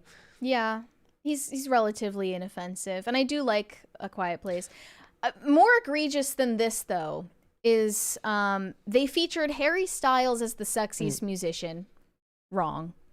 I don't know who it is, but it's not Harry Styles. And the worst of all, they featured Benny Blanco in the Sexiest Man Alive issue. I have no idea who. I mean, this must be Selena Gomez. Maybe she paid for it. His girlfriend, Selena Gomez, like paying for him to be in this issue, because literally no woman on planet Earth other than Selena Gomez finds this man attractive. Can we just pull up the photos? Because I need to just tell you, I'm not crazy. Like, he is actually just gross looking. There he is holding a teddy bear. There's at least one lady in the chat today. Ladies, let us know. What do you think of Benny Blanco? I think precisely 0 ladies other than Selena Gomez find this man attractive. And it's not just the fact that Benny Blanco is physically unattractive that I'm pointing out how much of a problem this is. It's also that his personality is repulsive, and that's why they're featuring him. He's actually being featured because he's a male feminist. They say in this headline, he cooks, he hosts, he woos. Benny Blanco shares his rules for being a sexy gentleman. Quote, chivalry's not dead. And guess what? He also has a flair for fashion. They made sure to mention that. And he likes hosting themed dinner parties. None of this is anything new. The Hollywood West Coast idea of what masculinity is and what is attractive to women is vastly different than what normal people find attractive. Guess what else? He also paints his toenails. Yeah. That's super attractive, right? I know you just wake up every day thinking, how can I one day become as sexy as Benny Blanco? Yep. And he just put together a list of advice for you. Okay. And he listed out all of the ways that you can be as sexy as him. If number one isn't be a really, really wealthy producer, then he's lying. It's learn how to cook, So Did you see did you see the Twitter thread like yesterday where this woman says, "Men, I can't believe men have the audacity to ask me, do you cook? What the f? Can you build a house?" They equate building a house to cooking. Right. They're pretty not much on really the same level scale. of basic tasks. Here they say, "Thank you Benny for the crisis Blanco's party." family keeps him grounded with his self-deprecating humor and flair for fashion. He is thank you guys. I have no problem with having a self-deprecating sense of humor. But it's like his self-deprecating jokes are like, I'm gay. They say Benny Blanco is happily redefining masculinity while embracing chivalry. They've been doing this for like 30 years in Hollywood, redefining masculinity. One of my favorite in the last couple of years was they pushed the goalpost even further when they had Kumail Nanjiani not call out toxic masculinity, you know, the vague definition, whatever that may be, and say traditional masculinity. So it's not even toxic masculinity that's bad anymore. It's just traditional masculinity. So Benny Blanco gets featured in Sexiest Man Alive because he claims to be redefining masculinity. Harry Styles gets featured as well because he likes to wear dresses and paint his nails and wear high heels. Yeah. So basically, if you're a man who acts like a chick, you can end up being called the sexiest man alive in 2024. Like, this is very sad. Evie Magazine pointed out Benny Blanco's feature in Sexiest Man Alive is an example of how the media is quietly reprogramming our understanding of masculinity. And I'll take it a step further. They are trying and failing to trick women into finding these traits attractive. It's never going to work. So what you're saying is they're in cahoots with the birth control people? Exactly. Pfizer and the media are working together to make women like Benny Blanco? Yes, literally. It's a PSYOP. Okay. It's a PSYOP through and through. And I mean, you cannot defeat nature. Yeah. All of this is a repercussion of a society that just, you don't have to go hunt and forage anymore. Therefore, we've evolved this way. Yeah, sure. But evolution doesn't happen in 100 years. No, I know. We are still biologically identical to the ancestors who were hunting and foraging and surviving. So I don't think anytime soon that women are going to be genuinely attracted to someone who looks or acts like Benny Blanco. He seriously just looks like he doesn't shower. He also just seems to have a terrible personality. Aside from all of this weird effeminate performance art, he also has been accused of posting really inappropriate things about his own child, like sexually suggestive things about his child on social media. Like and, what? Well, I don't know if I want to like get into the details, but he basically posted like inappropriate videos of his kid on TikTok and said inappropriate things about his son on TikTok. And people don't really talk about it because, I don't know, I guess Selena Gomez made him way more famous than he was before. Yep. Also, didn't he say that they weren't going to get married? Oh, there's like no pressure on it, right? Because we're not getting married because we love each other more than all of those people who get married, right? He also says first dates should be experiences. You have to dress with confidence. Self-care is a must. Okay, that one's really lame. The one before that was true. Self-care. Welcome everyone into your home. So he says he loves like throwing dinner parties. He sounds like a 1950s housewife. Treat your mother like a queen.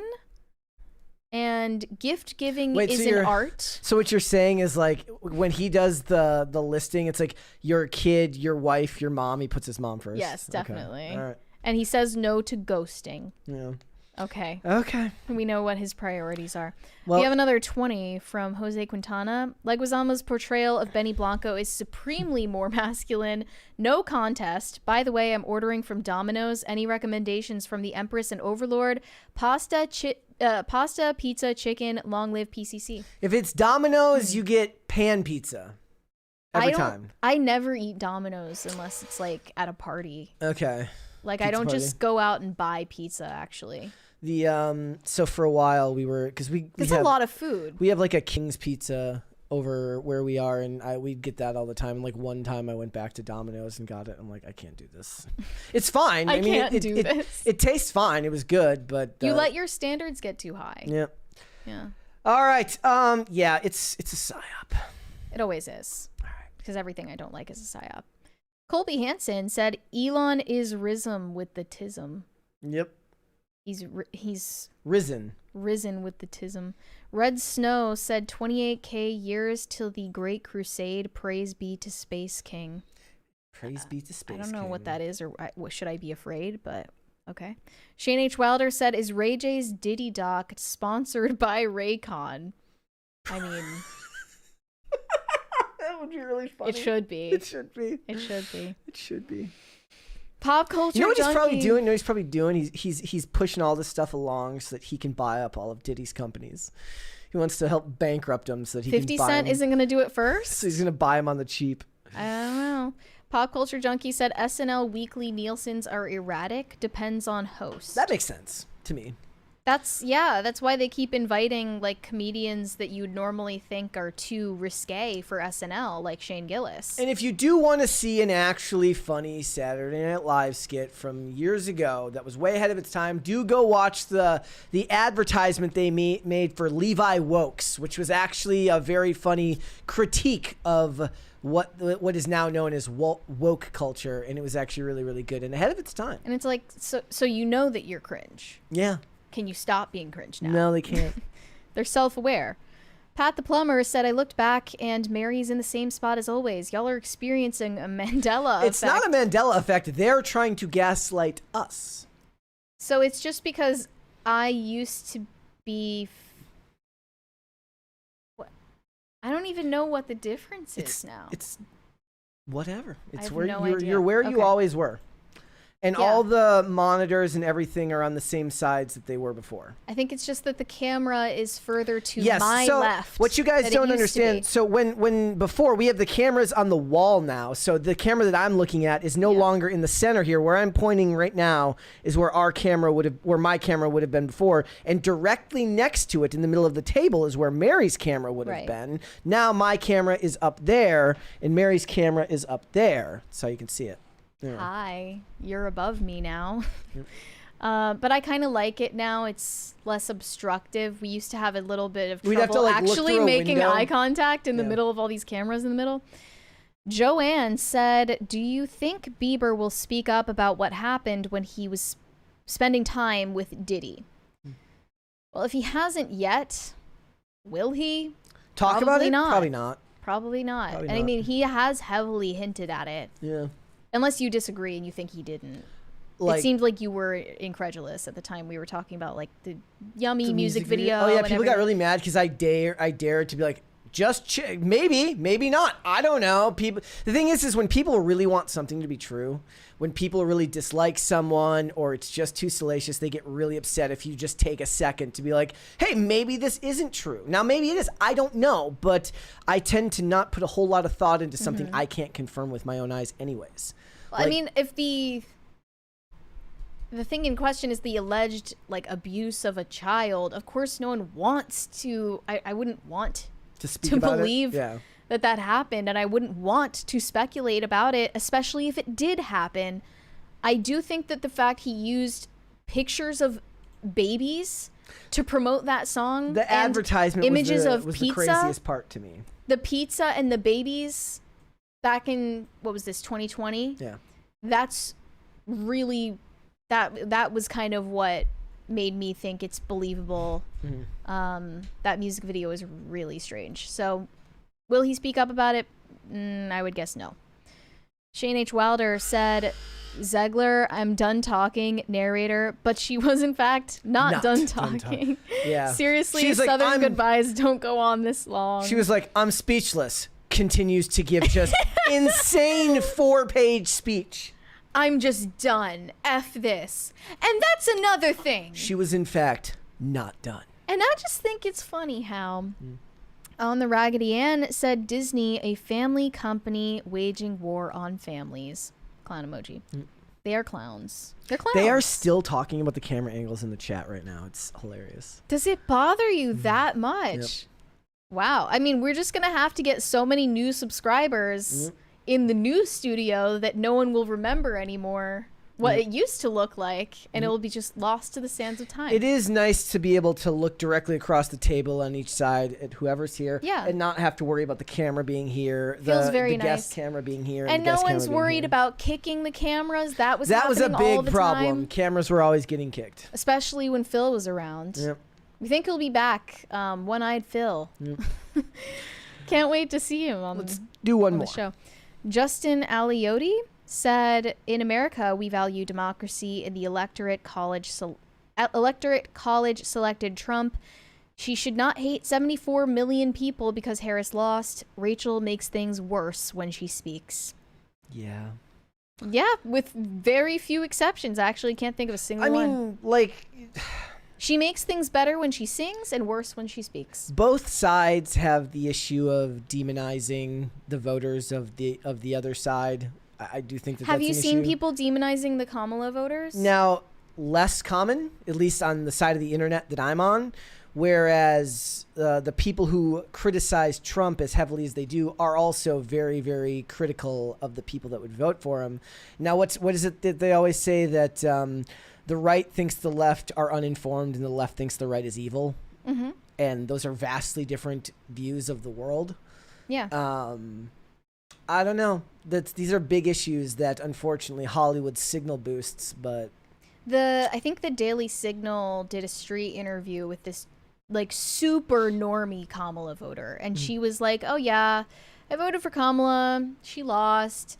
You know, she should have campaigned better, but I think it's not the end of the world. Maybe Trump is going to fix some we stuff." need more blah, blah, people blah. like that. Like, And we were I just need like, to oh. inject that shit into my veins. She was like, you know, it'll be fine. Like, maybe some things will get worse. But Like, maybe Trump will make some things better. And like, holy shit, that was amazing. yeah. Like, that actually got me, like, never before has that much ambivalence gotten a person excited. But people in the comments who were mostly Trump supporters, Trump voters, were saying the same thing that you just said. They were responding very graciously to someone who voted different than them. And I don't think it's a two-way street usually. Yep. Stefan Buttle said, do they change the MC on person of interest every season? What does he mean by MC? I can't see that. I don't know what that means. I'm looking for... Is POI always going to mean person of interest anyway? Yes, it does. I don't know. I'm trying to find the message here because I don't know what he means. But do they change the MC on POI every season? Main credits? I don't know. If you mean I looked it up. It says Master of Ceremonies. Well, that's a different thing. That's an MC for an event. But if he means main character, I mean, John and Harold are the main characters throughout the entire show. But then they add Root and Shaw in season 2, and they become quasi-main characters in addition to Fusco and Carter. So it kind of evolves. I think season 4 is this is me just literally assuming that this is what this guy's talking about. Season 4, in my opinion, is the weakest of the show because they get away from John and Harold more. And as great as Amy Acker and Sarah Shahi are in their respective roles, the show really was at its best when it was focusing on John and Harold. So, and Bear the dog. So. All right, one more. Shane H. Wilder said, I can guess the 2 issues you had with the trailer, Mary, because they're probably the same issues I had, but I'll give it a shot. Was it the one about her saying... Don't spoil Oh, it. okay, go for it. We're going to wait to talk about it tomorrow. Okay. I think. Colby Hansen said, you're full of it, Brett. Mary has always been on the right. Stop gaslighting us. Wrong. You're wrong. Let's hold off on the rest. Let's come Okay. back. We got more. Yeah. We have joked about this on the show before. There are many dark aspects to OnlyFans behind the glamorous photos, the glamorous portrayal, and marketing ploys that they use. Recently, the Daily Mail interviewed someone who went undercover as an OnlyFans chatter. And these people are low-wage workers who essentially catfish simps on OnlyFans in the private messaging feature, pretending to be the hot chicks, when in reality it is a middle-aged man in Bangladesh that you're sexting It with. can't even be a middle-aged woman in Bangladesh. Come Not on. even. No, actually it is quite diverse. But here it says, the world of OnlyFans is filled with success stories, but peel the layers back and you might see that beyond a sultry photo shoot of what a subscriber considers to be a beautiful woman they're paying hundreds for attention from is actually a 27-year-old man in Venezuela. Daily Mail looked into the murky underground world of OnlyFans chatters, anonymous employees taken on by agencies to carry out conversations with clients. I found 3 separate articles from 3 separate outlets with 3 separate individual stories just about chatters, meaning Yeah. Daily Mail, the one that you sent me, and then there's another one from the Hollywood Reporter. Right. Well, the Daily Mail interviewed this Wired reporter named Brendan Corner, and he said, I went undercover as a secret OnlyFans chatter. It wasn't pretty, and I wouldn't guess that it was. Brendan. Shocking. From satisfying online fantasies with suggestive dialogue to simply sending heartening messages of support, these staff are hired for work, usually making a measly $5 an hour. Well, that's what happens when we send all the jobs overseas. So basically, all you need to get a job as an OnlyFans chatter is to have a strong command of the English language. Obviously, I mean, even that is kind of a stretch. And secondly, live in a country that has below what we consider to be minimum wage norm. So they're paying them like maybe $1 to $5 at most an hour to sext with random men all over the world. And it only makes sense, right? Because there are an estimated 190 million OnlyFans simps, and there are an estimated about 2 million OnlyFans models. So just mathematically, the idea that these women, especially the most successful ones on the platform, could spend hours a day private messaging these men, Not going to happen. it's not possible. So there are countless OnlyFans management firms that offer this as their #1 service. And take like 40% Yes. of the revenue. So they take, obviously skimming off the top. But the point of this private messaging feature is not only to create this fake relationship, this parasocial relationship with the subscriber, with the simp, but it's also to practically upsell them to buy more exclusive content. I love that they use that word in there. So- It's the most. You're basically, if you're one of these OnlyFans chatters, you are... Do they have commission rates? Yes, you Oh my earn gosh. you earn a commission based on how much you can upsell exclusive content to these simps. That is, of course, of the OnlyFans model in question and not yourself.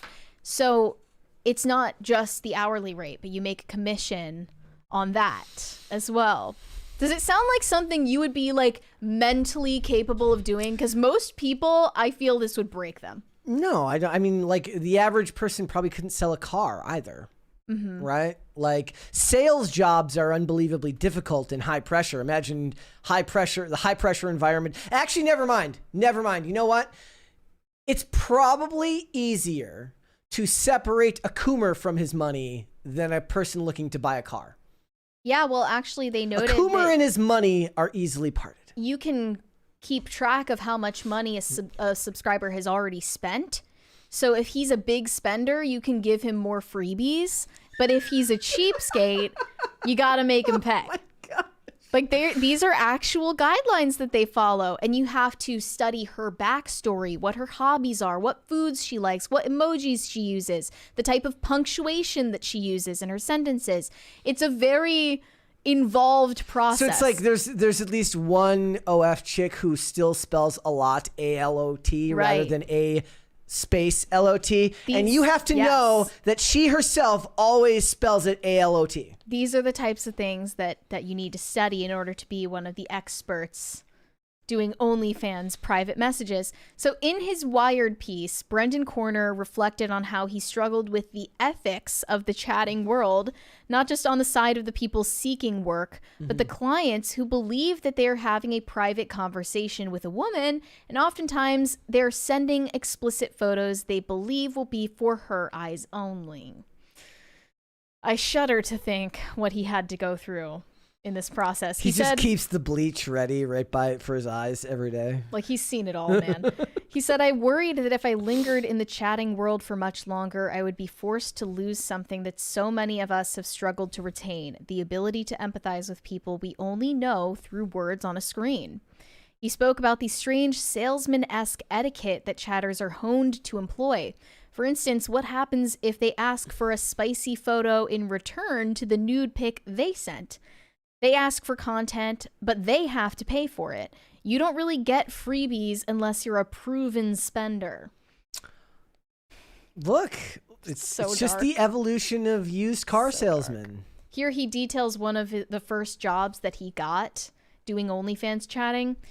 He said, good news finally arrived in the form of an email from an agency representative. After I confirmed I'd be willing to work for $5 an hour, plus a 0.5% sales commission, they had me take a brief test. The trickiest of the 3 short answer questions asked me to imagine that I was chatting with a 34-year-old construction site inspector who is a lonely virgin and a cat owner. If this man was droning on and on about how much he hates his job, how would I nudge our chat in a happier direction?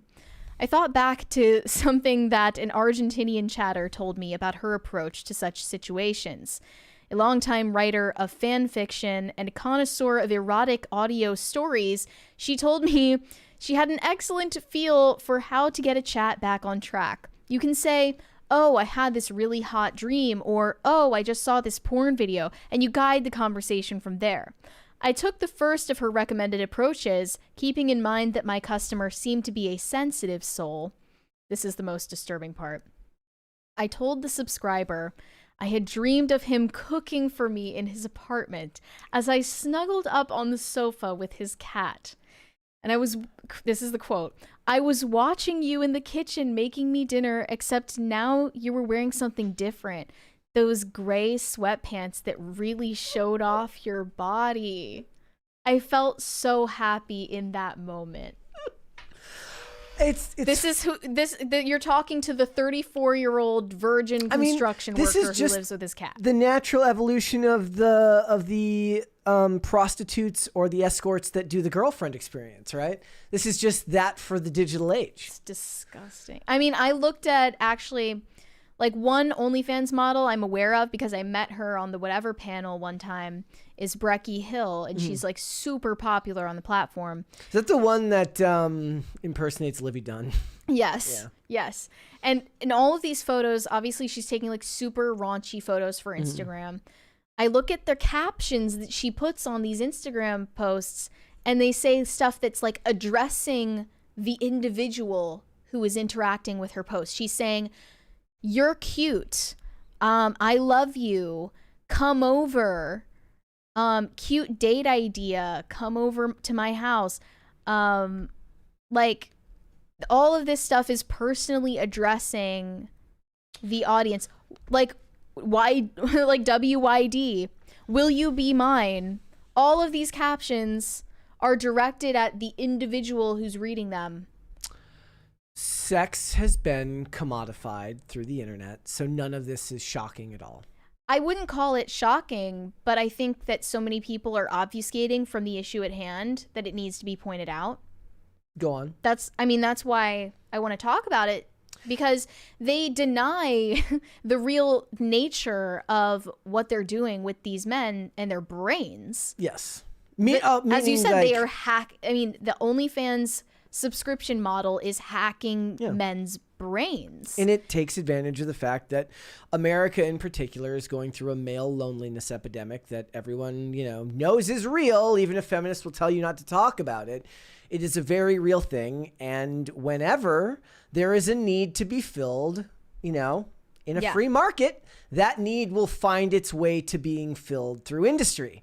In this case, the industry is more advanced than people give it credit for because, like you said, it's globalized now. They have to outsource because you can't run this 12 hours a day. You have to run it 24 hours a day because you're not just going to have subscribers in America. You're going to have subscribers in Italy. You're going to have subscribers in Denmark. You're going to have subscribers all over the planet. So you can't just, have people who are writing chats for you 12 hours out of the day or 16 hours out of the day. None of this is shocking. I take a bit of a doomerist feel to it, but I think that this is a natural outcome of the internet in the way that we've permeated a gender war between men and women, and people seem less happy than they've ever been. At least those on the internet do. And this is just filling that need. It's sad. Well, contrary to what has been a popular belief for decades, men are not just looking for sex. Like if what you're just not if the chat you just described. Like when I think of it, I think of really, really dark sexual fantasies that are far more insidious sounding. There are plenty of those, but that's those aren't the ones who are going to pay out the end all the time. They're going to fill their needs and go. It's the one who's looking for actual emotional connection that's being taken advantage of, perhaps even more. The ones who see it as a transactional relationship, what's the saying? It's like they don't pay the prostitute for sex, they pay for her to leave afterwards. It's the lack of commitment that they're paying for in those situations. In this case, it's the opposite of that. They've turned that on its head. It's the inverse. They're paying for a perceived emotional connection and commitment that isn't there. Right. And I think that's what makes it more profoundly sad than just the sexual nature of it, is that, these men, as sad as it is, they're looking for some semblance of intimacy that goes beyond just, some depraved sexual fantasy. It goes beyond that, and this is where they're looking to find it. And instead of actually talking to the woman that they're looking at on screen, they're speaking to, yes, another stranger, but some random middle-aged guy in a third world country. Yeah. And this is actually built into the business model. There's no way around it. And as things stand currently, OnlyFans bans the use of AI on their platform. Yeah. But it's only a matter of time before they either change that policy or it just becomes so hard to detect the use of AI. Not far from the future, they're just going to be using AI to make all of these private messaging jobs irrelevant. All of these people who do OnlyFans chatting jobs are going to get replaced by AI for sure. No time constraints, no language constraints. Even some of these models will be out of job when the models as well. We already see so many of these. There are AI influencers now. And as we get farther and farther from actual human connection, farther and farther from actual physical appearance is going to become even more common. Right. It's it's really cringy, obviously, and there's material here to laugh at, but it is quite dark. So I hope no OnlyFans simps are watching the show right now. If you are one, you should change that today. But if you weren't aware, you are getting catfished. Yep. All right. We have a few more super chats to read here. Red Snow said, "Mary, you're short. We were already above you." Fair point. Yeah. But the camera was shorter than me. Yeah. Shane H. Wilder said, "Is anyone shocked this is how OF degeneracy works?" Not shocked. Just disappointed. Not angry. Just disappointed. Shane also said, "I tweeted a side-by-side of old and new studios. You guys did not switch sides. Mary has always been left on the split screen." Okay, debunked. Easy. A lot of it is they're just, it's where our cameras are positioned. You'll get used to it eventually, guys. Yeah, I'm sure. The cameras used to be directly in front of us. So if it looked like we were looking directly at each other, it's because our cameras were looking directly at us. And then we were looking directly at each other in between the cameras. Right. Which made it look like when we were on screen, we were looking directly at each other. But we made the decision before we started the studio move that we were going to move the cameras off angle so that there was not stuff getting bumped in the middle all the time. We're also going to put a net in the middle soon to catch the money from the... Finally. That has been killing me. We can show it here. So if I can show the... I don't know how I ought to feel about the fact that I crawl on the floor picking up money every day. But that's just what it is. It's part of the job. It's part of the job. If you told me that would be part of my job in, 2021, I would have been very scared. But it's okay. We'll put that net up and I won't have to crawl on the floor anymore. That's exciting. All right. Most podcasts actually, like, Timcast IRL, they do camera switching, so you don't even know who's looking where. Yeah, I mean, that's I could do that. I suppose we could just go like this every day, but it makes it a lot easier for us to edit when and they would every time one of us talks, they would miss seeing the other person. Yeah. So Yep. that wouldn't work. I think we're all caught up though, right? Yeah, well, we got 30 minutes to hang out, so I want to know what the chat's thinking about right now. What does chat think right now other than the fact that they hate the new camera angles, in which case I say this is not a democracy. Has that just been the topic of conversation That this has been whole time? DCNC says he misses Chair. There's Chair. There's one of Chair. In the ethereal background. And there's other chairs looking at Mary right now. Oh. This chair that is looking chair. that chair is Yes. looking at Mary right Yeah. now. Yes. Hi, Chair. Yeah. We appreciate you. It's good. Yeah. Do you want to end the poll? Yeah, There's a hold fake on. poll. I was actually kind of making fun of the way that IRL does polls. It's always like 1 like equals 1 patriot, yes or no. We got 1 like equals 1 crying SNL comedian. 90% say yes. There's like, what does that even mean? I voted no just to be a contrarian. As always, as one does. Of all the segments today, which one do you think was the most? Do you think the OnlyFans one was the most disturbing? Out of all of Disturbing. them? I know Has this- to be, right? This sounds crazy, but I almost forgot what we just talked about. Oh yeah, every day. Every day, like even before the show, Kellen came in and goes like, "What are you talking about today?" I'm like, "I don't know, man. You're gonna have to go look at my notes." Any evening someone asks me that, I'm like, beats me. I have no idea. I find out the next day when the videos come out. Yeah, I forget most of the time. It's a downside to this.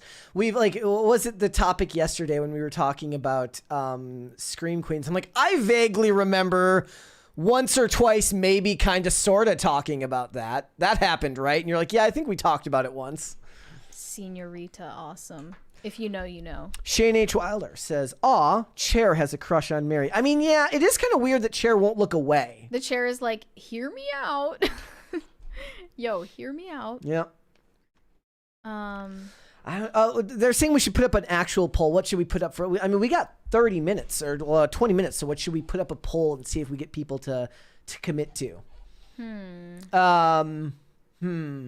From something we talked about today, Yeah. maybe. From something from today. I kind of want to make a food-related poll. Taco Bell related, perhaps? I just have you had Taco Bell that wasn't good. I have to say, I had an experience I never thought would happen. I tried a Taco Bell menu item that I hated. Yeah. I've never disliked anything from Taco Bell before because it's literally all the same stuff in different shapes. Yeah. But they put out, I think it was Shane H. Wilder who pointed this out yesterday. They are like released this decades menu where they're bringing back all of the old items that they took off the menu over the years. And the tostada is great. It should have never left. I need to try it. You should try it. I did make the point the other day. I said somehow in my brain, because my brain is so broken, when they're like, look at this item from the 60s, I'm like, I don't want to eat something that's out of date. Like I'm thinking of it I think of it as expired. No, it's like a wartime. Yeah, It's like somebody found it in a bunker and I have to now eat it. 1940s Taco Bell. Yeah, I don't want to eat 1960s Taco Freeze-dried Bell. But what was the one? burrito. What was the one you didn't like? I think this one was from the 70s. It's called the green sauce burrito, which just based on how it sounds and the photos, that's a mistake. I mean, if you can't make it look edible in the photos, that are totally fake anyway. It's like You're already it's like when not Dane doing Cook well. did the thing about Burger King, and he's like, whoever takes those French fry photos, mwah, it's just a glamour shot. They're just exploding out of the Yeah, the, they out have of the container at you. secrets. Yeah, they do. And yeah, I just really regret eating it. It was just like it I don't even know what the green sauce is, and I'm kind of scared to I mean, that ask. was your first mistake was trying the green sauce without finding out what it was beforehand. But it's in the burrito. You can't avoid it. Well, then you just skip that item. And then when I ate it, I kind of thought it tasted like mashed peas, like and baby then food. Mary said something that I found absolutely insane. She goes, "I like peas." Yeah, who doesn't? What's your problem? You have to get the good kind though, not the weird fake stuff. I don't want any kind. I don't want the real kind. But I don't yeah, want the I fake don't. kind. I definitely don't want a Taco Bell burrito with mashed peas in it because that's what it tasted like. But worse, I don't even. It was like if mildew was a burrito. Yeah, that's disgusting. But the rest of it seems fine. Ugh. I just never thought that they would let me down like that. It is true, however, that the reason why everything at Taco Bell tastes good to everyone is because they're all basically some variation on the same thing. Yeah. Yeah. That's perfect. They've it's only like got- the most predictable restaurant. They've only It's got perfect 5 for me. ingredients at the whole place, and they just put them in different orders. Yeah. Yeah. Shane H. Wilder said, oh no, this one was from Red Snow. What happened today? I was busy playing Total War. Okay. Nothing happened today. What happened today? Rachel Well, Zegler had a mentee bee. Yeah. Rachel Zegler, meltdown. What else? Benny Blanco is ugly. Right. No news there. John Krasinski. Okay, so I got something funny about John Krasinski. Is I actually just recently started rewatching like the Jack Ryan series, and there's some great stuff in that first season. There's this scene in the pilot episode where he goes to like a party, and he's in the backyard at this rich person's party. I don't even remember. It was like his ex-boss or something like that. And he has to get picked up in a helicopter. And I just imagine that this is the type of thing where when they were writing it, they're like, and then the helicopter comes down into the backyard to pick him up. And I'm picturing like the director pitching it to Amazon as like the lead for the show. And I was wondering like, so there's all these shots of him biking through DC, and I'm thinking about what a bitch it would be to actually go and grab those shots for real. Because it didn't look like... Were they in DC? Yeah, it didn't For look real? like green screen to me. And I'm like, what street? Like, DC is already horrible to drive in. What streets did you have to block off? And whose day did you have to ruin so John Krasinski could ride a bike through DC? Was it a city bike? No. worse. It was it looked like a fixed gear. No, one of those electric No, it wasn't one of those. scooters. I did see somebody in the chat say, Brett, let's talk more about bad drone shots. I would love to just spend an hour trashing shitty drone shots in television shows now. They all look so damn cheap. You should They're- like record a video They're essay shitty widescreen angles. None of it. No direction to it at all. The greatest thing you can ever put in a movie trailer to this day is when you start the music. You know, it's the bad dark cover of some famous pop song, and then you get a helicopter shot of an SUV convoy going somewhere. That automatically signals. Right round, baby, right round. Any trailer that starts with an SUV convoy shot by helicopter automatically is awesome. I think back to the Independence Day sequel, which was a horrible movie, but had a great trailer. Starts with a UN vehicle convoy going towards an alien site. That's so male. Yes, I know. Well, I mean, that's that happens on a very rare. Like, I'll be watching. Like, I was making Olivia watch Daredevil with me, and I'm like, look at the way that they basically put the camera on a lazy Susan in a car while he's beating people up outside the car. She's like, yeah, I don't get it. Like, she gets it, but she's like, this is very male. Everyone talks about how the stuff that guys like keeps getting trashed and destroyed and remade. And I agree with that. It's true. Yeah. But also the stuff that girls like is getting destroyed and remade all the time. It happens all the time. Yeah. They're remaking, Wuthering Heights is the next one. Yep. And they're making a new Bridget Jones movie, which I'm terrified to watch. Like, I'm gonna watch it, but I'm terrified they're just gonna ruin it. I mean, modernity will ruin anything that made either gender happy 20 years ago, because the Right. way that we look at the genders is no longer the same in society. Yeah, and it's, you know, they're remaking Jamie Lee Curtis and Lindsay Lohan's Freaky Friday. Not even a remake, a and- sequel. Sequel, sorry. Yeah. Like, nothing is safe. No, not really. Nothing will escape their claws. This is why I'm always like, look, you can remake these movies, or you can bring these actors back, but it's never gonna have the magic that it or had. the color grading. Not even the magic. It's actually not magic. It's somehow there was simultaneously more thought put into it and less, because there was more thought put into the story and less thought about how the story will be affected by society. Or how it will be society will received, affect it. Yes. So when you made great movies back in the day, you just did. And you didn't worry about what it meant for society at large or what society could gain from changing it. Now nothing is done. It's all ran through the lens of how can this story do society one better. I still don't understand how color grading has gotten as bad as it is right now with the technology we have. Like, how does everything look like shit now? Like, literally everything. Can you give me an get example it. of something specifically that just rubbed you the wrong way? I mean, my example more often is like, it's the way that they light things for CGI, which has been going on for years and years and years, which is like, it's just dark enough that you have to squint if you're not in a fully dark room. It's even stuff that doesn't require CGI that also looks like shit. Yeah. I mean, Why? Why? The live action Little Mermaid, I understand that has a lot of CGI in it, but it even in the scenes where that wasn't required, it looked like shit. I just like it these days when movies get away from the blue and orange color schemes. I understand that they're Have complementary. a color scheme though. That they're complementary colors, but I love when they break from that. Just have a color scheme to begin with at all. Yeah. Everything is gray now. I mean, That's or the it's real, or like beige. Yeah. Beige or gray. Those are your choices. Yep.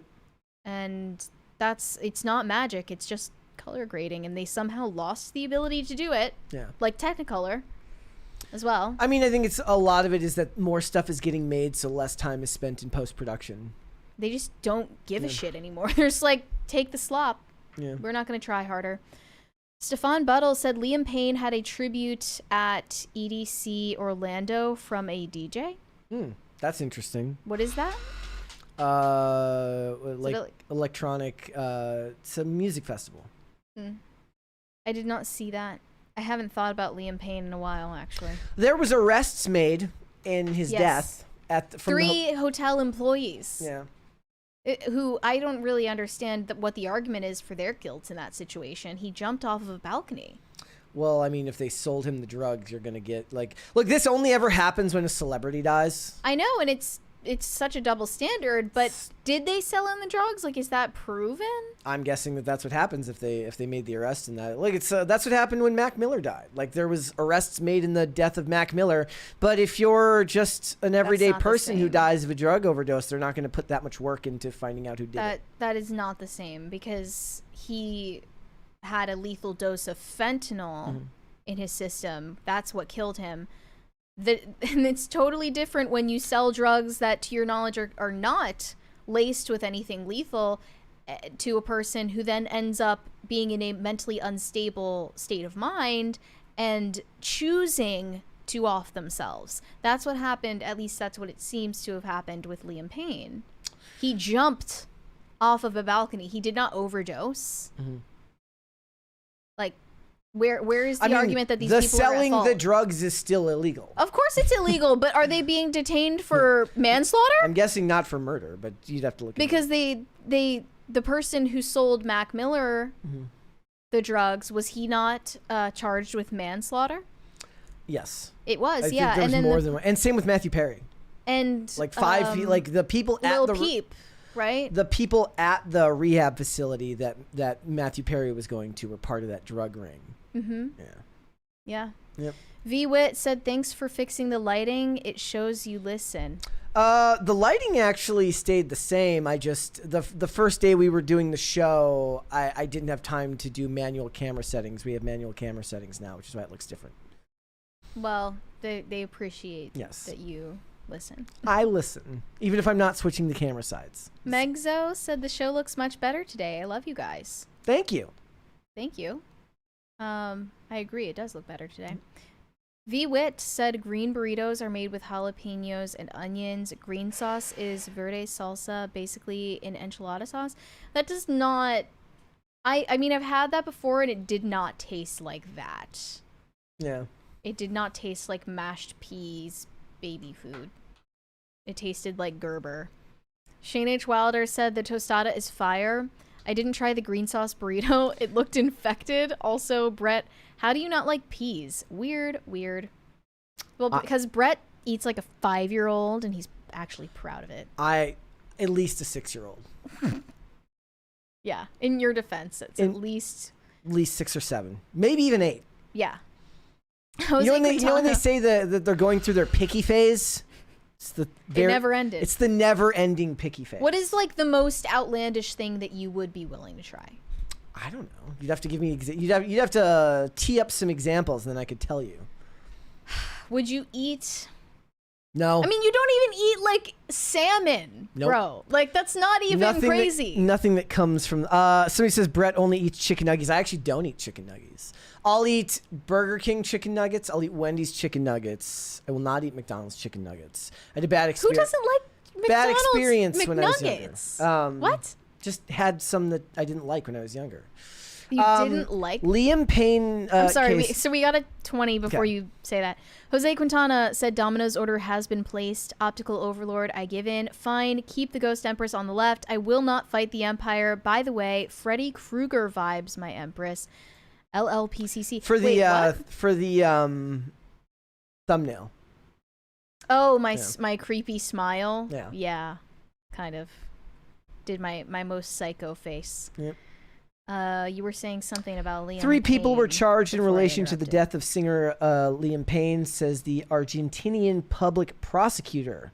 The statement said that during the investigation, illicit conduct was discovered from which 3 people were charged with the crimes of abandonment of a person followed by death, supply, and facilitation of narcotics. Okay. Yep. Well, I know they're very tough on crime there in Buenos Aires, so. Funny how none of the pharmaceutical companies are held liable when people get their hands on illegal drugs. I mean, you saw those photos from his hotel. He was like cooking stuff. Like, no one could have stopped him. A hotel employee is accused of supplying Payne with cocaine twice while he stayed at the hotel. A third person is accused of supplying drugs to him twice during his stay on October 14th. They're both charged with 2 acts of supplying narcotics, so they're not being charged with murder. Okay, fair enough, yeah. Red Snow said, who's the best Total War Lord and why is it Gorlock? Oh, it's Gorlock? We should... Gorlock. Yeah, Gorlock would be the best warlord. Gorlock, yeah. Red Snow said, Brett, you should watch I Saw the Devil. Curious how you'd feel about it. That and the proper Korean version, Old Boy. Great action revenge flicks. I get a lot of suggestions these days for stuff to watch, but I always just fall back into Have you seen the same old stuff. Flashpoint? I remember Flashpoint Paradox, which I have seen, but Flashpoint, you mean the Canadian cop show? I thought it was a movie. Oh, different. Then we're Am talking I thinking of something totally different? Flashpoint was an Enrico Colantani show from Canada with Hugh Dillon. You're right. It and was Amy a show. Jo Johnson. I thought it was a great. movie. I love that show. Yeah, you're right. Okay. V-Wit said, how long until their make Rocky Horror Picture Show? Till they remake Rocky Horror Picture Show. I just saw today that the director of Back to the Future, the creator of Back to the Future, says no on remake or sequel. Thank you. That does feel like the one that they will not touch. Now, whether that remains true after whenever Michael J. Fox passes, hopefully he doesn't anytime soon. I don't think they'll be able to resist eventually. I don't have any faith that Hollywood won't take the time to do that. The crazy thing about it is that in Back to the Future, they were portraying something 30 years prior to when it was made. Yeah. And now that would be the 90s? Yeah. It's like whenever they, you see those things, says not to scare anyone, but the 2020s is the same distance from, Yeah, but it's like somehow Hollywood in 2024 would still find a way to make 1994 look like the civil rights era. like Fun fact, the show Ghost Whisperer was filmed on the same lot as Back to the Future. It's the same city. Omega Red fan said Red One may be a nice distraction from the Diddy stuff. I do want to see Red One still. I do want to take the time to see Red One. Red One over Dear Santa. Yes. Oh, absolutely. Any day. Any day. I can't hate The Rock. I still enjoy it. Hey, thank you. Okay. All right. High Voltage 75 said, Brett, what do you got against seafood? It's good. Like not even a popcorn shrimp. No. Like that's the easiest. Nope. Like kid friendly. Nope. This says Red One will flop like Fat Cow. Yes, you are very much probably right. It will probably just be me at the theater. I still want to see it. I don't know if it might do well. Yeah. But The Rock doesn't have a great track record at this point. Not lately. But what? Okay, so I wanted to find out like what the craziest thing is that you would actually try. You'd have to give suggestions. Would you eat alligator? Is that what it is? No. That they eat in Louisiana? I'm not doing that. You would never eat that? I'm not doing that. Why? Because I said so. But I just want to know, like, why? Because I don't want to. Literally, but there's no reason. You're just admitting that there's no reason, right? Correct. Okay. Yes. I'm just checking. Yes. Because, I mean... Because I said so. The number one, I'm practicing to one day be a dad. Because I said so. I'm not doing it.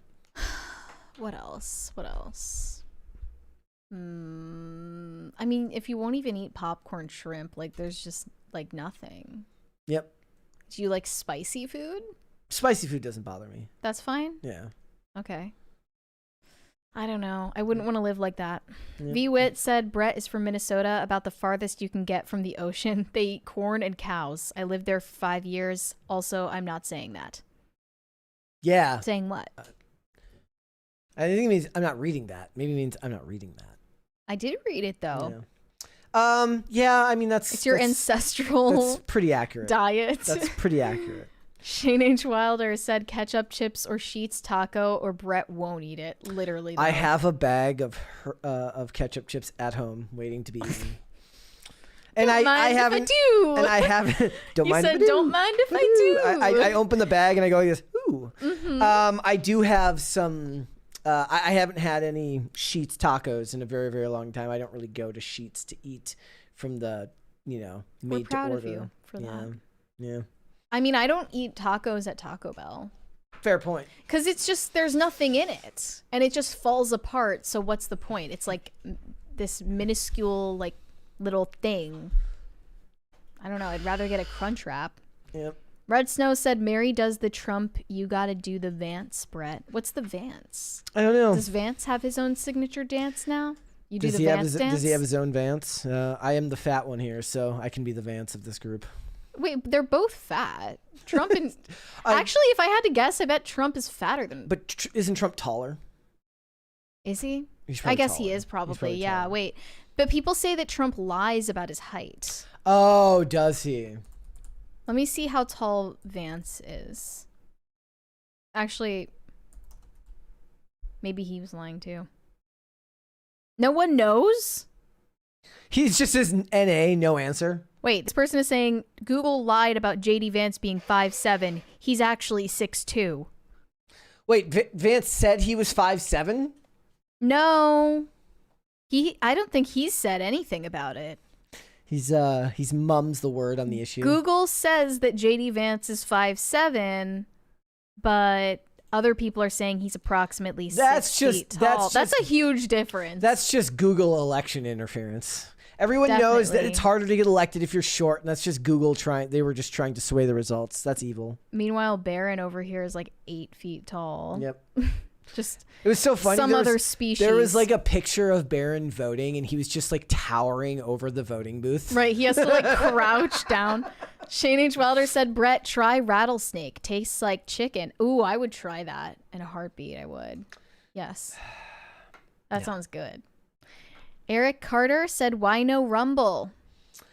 Our first priority would be to start simulcasting on, is that how you say it? Simulcasting. Simulcasting on X, actually, instead of on Rumble, but like nothing against Rumble, I guess. Yep. It's just, we have the option to stream on YouTube, and that's what most people use. Yep.